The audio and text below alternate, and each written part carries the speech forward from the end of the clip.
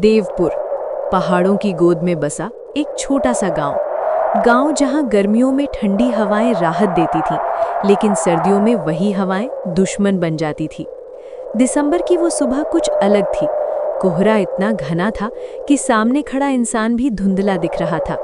पेड़ों की टहनियों पर बर्फ की सफेद चादर जमी हुई थी। सूरज उग तो रहा था, मगर उसकी रोशनी में कोई ताकत नहीं थी। ये साफ था, इस बार ठंड कुछ ज्यादा ही भयानक होने वाली थी। गांव के आखिरी सिरे पर, जहां पक्की सड़क खत्म हो जाती थी, वहीं खड़ी थी एक झोपड़ी। मिट्टी की दीवारें, फूस की छत और दरारों से अंदर घुसती बर्फीली हवा। इसी झोपड़ी में रहता था रामशरण, गरीब, मेहनती लेकिन स्वाभिमानी इंसान। झोपड़ी के अंदर एक टूटी चारपाई, एक पुराना कंबल और बुझती हुई आग। रामशरण, मुझे डर लग रहा है। हर साल ठंड पड़ती है, लेकिन इस बार जैसे ठंड सांसों को भी जमा रही है। मन्नू पूरी रात खांसता रहा। मैंने उसे अपनी छाती से लगाए रखा, लेकिन मेरी देह की गर्मी भी उसे नहीं बचा पा रही थी। कमला, मैं जानता हूँ गरीबी इंसान को भूखा तो रख सकती है, लेकिन अपने बच्चे को ठंड से तड़पते देखना ये सबसे बड़ी सज़ा होती है। काश मेरे पास थोड़ा और होता तो आज मेरे बेटे को ऐसे नहीं कांपना पड़ता। कंबल के अंदर से एक कमजोर सी आवाज आई। बाबा, जब मैं बड़ा हो जाऊंगा ना, तो मैं आपको और अम्मा को कभी ठंड नहीं लगने दूंगा। मैं बहुत सारे कंबल लाऊंगा और एक बड़ा सा घर बनाऊंगा जिसमें हवा अंदर नहीं आएगी। मन्नू की बात सुनकर रामशरण ने अपना चेहरा दूसरी ओर कर लिया, क्योंकि एक पिता के आंसू बेटी के सामने गिर जाए तो उसका हौसला टूट जाता है। देवपुर के बीचों बीच तस्वीर अलग थी। वहां पक्के मकान थे, अलाव जल रहे थे और लोग ठंड को कोसते हुए भी गर्म चाय की चुस्कियां ले रहे थे। सबसे बड़ा मकान था ठाकुर हरिवंश सिंह का। आंगन में आग धधक रही थी। ठाकुर मोटे ऊनी कपड़े पहने बैठे थे।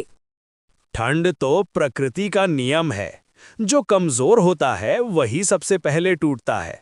हमारे बाप दादाओं ने भी ठंड देखी थी, फिर भी जिंदा रहे। आज के गरीब बस शिकायत करना जानते हैं। पिताजी, मैंने सुना है गांव के कई घरों में लकड़ी खत्म हो गई है।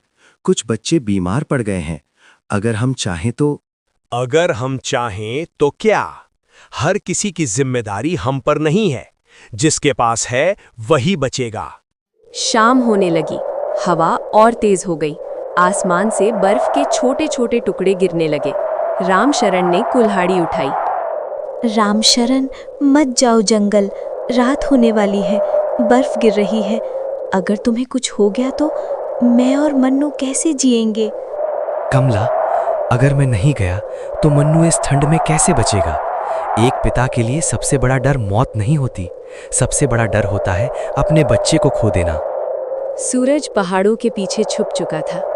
आसमान का रंग नीले से स्याह हो चला था। हवा अब सिर्फ ठंडी नहीं थी, वो गुस्से में थी, जैसे इंसानों को उनकी औकात याद दिलाने निकली हो। गांव के लोग अपने अपने घरों में दुबक चुके थे। दरवाजे बंद हो रहे थे, अलाव सुलग रहे थे, लेकिन गांव के आखिरी छोर से एक आदमी अंधेरे की तरफ बढ़ रहा था। रामशरण ने झोपड़ी से बाहर कदम रखा। उसके पैरों के नीचे बर्फ चरमराई। कमला दरवाजे पर खड़ी थी। रामशरण, अगर रास्ता ज्यादा खराब लगे तो लौट आना। थोड़ी ठंड सह लेंगे, लेकिन तुम्हारे बिना ये झोपड़ी भी मुझे काटने लगेगी। भगवान से बस यही दुआ है कि वो तुम्हारे कदमों को संभाले रखे। कमला, अगर इंसान डर के आगे झुक जाए तो जिंदगी खुद उसे कुचल देती है। आज अगर मैं नहीं लड़ा तो ये ठंड मेरे बेटे को छीन लेगी।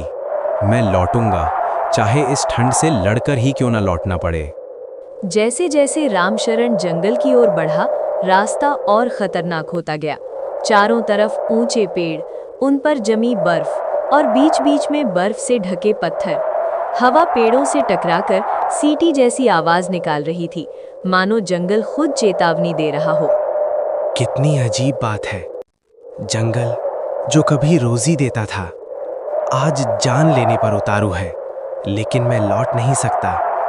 आज मेरी कुल्हाड़ी सिर्फ लकड़ी काटने नहीं, मेरे बच्चे की जिंदगी बचाने आई है। कुछ दूर जाने के बाद रामशरण की उंगलियां सुन्न पड़ने लगी। पैरों में जान नहीं बची थी। सांस लेते ही सीने में आग सी लग रही थी। उसने एक पेड़ के पास रुककर थोड़ा दम लिया। हे भगवान, अगर आज मेरी सांसें यहीं थम जाएं, तो मेरी कमला क्या करेगी? मन्नू किसे बाबा कहेगा? नहीं, मुझे रुकना नहीं है, मुझे आगे बढ़ना है। रामशरण ने एक सूखा पेड़ चुना, कुल्हाड़ी उठाई, ठक ठक। हर वार के साथ उसकी ताकत भी खत्म होती जा रही थी। हर वार के साथ मेरी सांस कम होती जा रही है, लेकिन अगर ये लकड़ी घर पहुंच गई तो मेरी झोपड़ी में आग जलेगी और उस आग में मेरे बेटे की ठंडी सांसें गर्म होंगी। अचानक उसका पैर बर्फ में फिसला, संतुलन बिगड़ा। रामशरण जमीन पर गिर पड़ा। कुल्हाड़ी दूर जा गिरी, बर्फ उसके शरीर को ढकने लगी। यही वो पल था जहां इंसान और मौत आमने सामने खड़े थे। नहीं, अभी नहीं। मन्नू मेरा इंतजार कर रहा है। कमला की आंखें दरवाजे पर टिकी होंगी। मैं यहाँ नहीं मर सकता। ठंड धीरे धीरे रामशरण के शरीर से लड़ाई जीत रही थी। उसकी आंखें भारी होने लगी, बर्फ उसे सुलाने लगी। कितनी अजीब नींद है ये, बहुत सुकून दे रही है। शायद यही अंत है। तभी अंधेरे में एक आवाज गूंजी। अरे, कोई है यहाँ? काका, रामशरण काका। गांव का एक जवान लड़का जो लकड़ी लेने जंगल आया था, उसने रामशरण को बर्फ में पड़ा देखा। हे भगवान, अगर मैं थोड़ा और देर से आता तो ये आदमी यहीं जम जाता। काका, आंखें खोलो, ठंड से लड़ो, अभी हारना मना है। रघु ने अपनी शाल उतारी, रामशरण को ढका और उसे झकझोरता रहा। बर्फ लगातार गिर रही थी। हवा का वेग और तेज हो चुका था। रघु ने रामशरण को किसी तरह अपने कंधे पर संभाला। हर कदम के साथ बर्फ में धंसते पैर और हर सांस के साथ मौत का डर। काका, आंखें खुली रखो, गांव पास ही है। अगर तुम सो गए तो ये ठंड तुम्हें कभी नहीं उठने देगी। मन्नू तुम्हारा इंतजार कर रहा है, ये बात याद रखो। रामशरण की पलकों में हलचल हुई, जैसे उसकी आत्मा रघु की आवाज पकड़कर मौत से खींच रही हो। रघु, अगर मैं बच गया तो समझूंगा कि भगवान अब भी गांव में रहते हैं। गांव में रात उतर चुकी थी। हर घर का दरवाजा बंद था। अलाव की लाल लपटें दीवारों पर डरावनी परछाइयां बना रही थीं। रघु जैसे ही रामशरण को लेकर गांव में घुसा, कुछ लोग दरवाजों की दरार से झांकने लगे। अरे, ये तो रामशरण है। लगता है जंगल में गिर गया। कमला अब भी दरवाजे पर बैठी थी। उसकी आंखें लाल थीं और होंठों पर लगातार प्रार्थना। जैसे ही उसने दूर से रघु को आते देखा, उसका दिल धड़क उठा। हे भगवान, ये क्या हो गया? रामशरण, आंखें खोलो, मुझसे ऐसे मुंह मत फेरो। मैं तुम्हारे बिना कुछ भी नहीं हूँ। रघु ने रामशरण को चारपाई पर लेटाया। कमला ने कांपते हाथों से उसका चेहरा सहलाया। कुछ लोग झोपड़ी के बाहर खड़े थे, लेकिन कोई अंदर नहीं आया। ठंड ने नहीं, डर और स्वार्थ ने सबको जकड़ रखा था। किसी के पास थोड़ी लकड़ी है, किसी के पास गर्म कंबल। अगर आज ये आदमी मर गया तो हम सब इसके जिम्मेदार होंगे।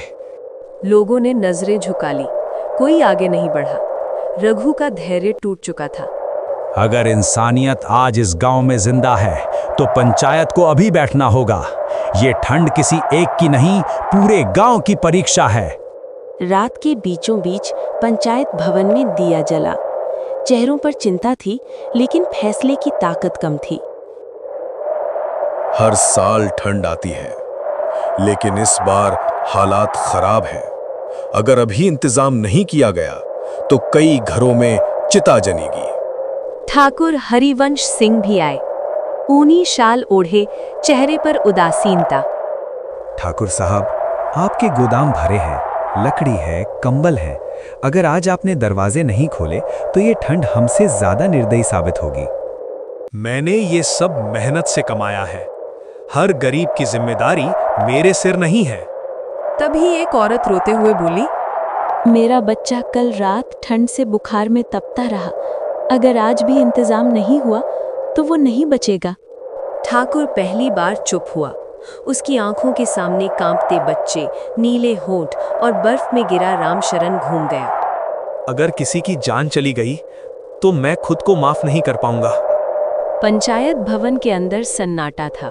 बाहर ठंडी हवाएं चीख रही थीं, जैसे समय खुद इंसानों से पूछ रहा हो, अब भी नहीं जागोगे? आज का फैसला सिर्फ लकड़ी या कंबल का नहीं है। आज का फैसला है कि देवपुर में इंसानियत जिंदा है या नहीं। अगर आज हम चुप रहे तो आने वाली पीढ़ियां हमें कायर कहेंगी। इसलिए मैं घोषणा करता हूं कि ठाकुर साहब का गोदाम खुलेगा और गांव का हर गरीब घर आज से गांव की जिम्मेदारी होगा। ठाकुर हरिवंश सिंह की मुट्ठियां कस गईं। एक तरफ उसका अहंकार, दूसरी तरफ मरते हुए बच्चों की तस्वीर। मैंने सारी उम्र यही सीखा कि जो मजबूत है वही टिकेगा, लेकिन आज पहली बार समझ आ रहा है कि ताकत सिर्फ धन में नहीं होती, ताकत दिल में होती है। अगर मेरे पास सब कुछ होते हुए भी गांव के बच्चे ठंड से मर जाएं, तो ये दौलत नहीं, मेरे पाप का ढेर होगा। पिताजी, जब इंसान अपने लिए कमाता है तो वो अमीर बनता है, लेकिन जब दूसरों के लिए देता है तो वो बड़ा इंसान बनता है। आज देवपुर को आपके धन से ज्यादा आपकी दया की जरूरत है। ठाकुर की आंखें झुक गईं। उसने सिर हिलाया। रात के अंधेरे में ठाकुर के गोदाम का बड़ा ताला खुला। लकड़ी के गट्ठर, कंबल और अनाज की बोरियां, जैसे ठंड से जमी उम्मीद को फिर से सांस मिल गई। आज से ये सब मेरा नहीं, गांव का है। जिसके घर में आग नहीं जलेगी उसे यहां से लकड़ी मिलेगी। जिसके पास कंबल नहीं होगा उसे यहां से सहारा मिलेगा। मैंने देर से सीखा है, लेकिन अब मैं इंसानियत का कर्ज चुकाऊंगा। गांव वाले चौंक गए। पहली बार उन्होंने ठाकुर को अहंकार से नहीं, इंसानियत से भरा देखा। रघु और गांव के कुछ लोग लकड़ी लेकर रामशरण की झोपड़ी पहुंचे। अलाव जलाया गया। आग की गर्मी से झोपड़ी की दीवारें जैसे मुस्कुरा उठीं। कमला ने कांपते हाथ जोड़ लिए। आज तक हम गरीब थे, लेकिन आज पहली बार महसूस हुआ कि हम अकेले नहीं हैं। अगर गांव साथ खड़ा हो जाए तो ठंड क्या, किस्मत भी हार जाती है। आग की लपटों ने रामशरण के सुन्न शरीर में फिर से जान भरनी शुरू की। कुछ देर बाद रामशरण की उंगलियां हिली। उसकी सांसें गहरी हुई। कमला ने उसका चेहरा पकड़ा। कमला, क्या मैं जिंदा हूं? मुझे लगा था ये ठंड मेरी आखिरी रात होगी, लेकिन लगता है भगवान ने मुझे वापस भेज दिया है ताकि मैं अपने बेटे को एक और सुबह देख सकूं। मन्नू कंबल में लिपटा अपने बाबा को देख रहा था। बाबा, आपने कहा था ना कि आप लौट आएंगे। मैंने भगवान से कहा था कि मेरे बाबा को वापस भेज दो। मैं ठंड सह लूंगा, लेकिन बाबा के बिना नहीं रह सकता। रामशरण की आंखों से आंसू बह निकले। अगली सुबह देवपुर बदल चुका था। हर भर के बाहर अलाव जल रहा था। लोग लकड़ी बांट रहे थे। बच्चों को कंबल ओढ़ाए जा रहे थे। ठंड अब भी थी, लेकिन उसका आतंक टूट चुका था, क्योंकि गांव में अब इंसानियत की गर्मी थी। ठाकुर हरिवंश सिंह रामशरण की झोपड़ी के सामने आए। रामशरण, मैंने कभी सोचा भी नहीं था कि मेरी एक जिद किसी की जान ले सकती है। आज मैं तुमसे माफी मांगने आया हूं। अगर तुम चाहो तो मैं तुम्हारे घर को पक्का बनवा दूंगा, ताकि अगली सर्दी में हवा अंदर आने की हिम्मत न करे। ठाकुर साहब, मुझे घर नहीं चाहिए। मुझे बस इतना चाहिए कि गांव का कोई बच्चा फिर ठंड से ना तड़पे। अगर आप सच में बदल गए हैं तो ये गांव बच जाएगा। ठाकुर ने सिर झुका लिया। ठंड हर साल आएगी, बर्फ गिरेगी, हवाएं चलेंगी, लेकिन जब तक इंसान दूसरे इंसान के लिए अलाव जलाता रहेगा, तब तक कोई भी सर्दी किसी की जान नहीं ले पाएगी। इंसानियत ही सबसे बड़ी गर्मी है।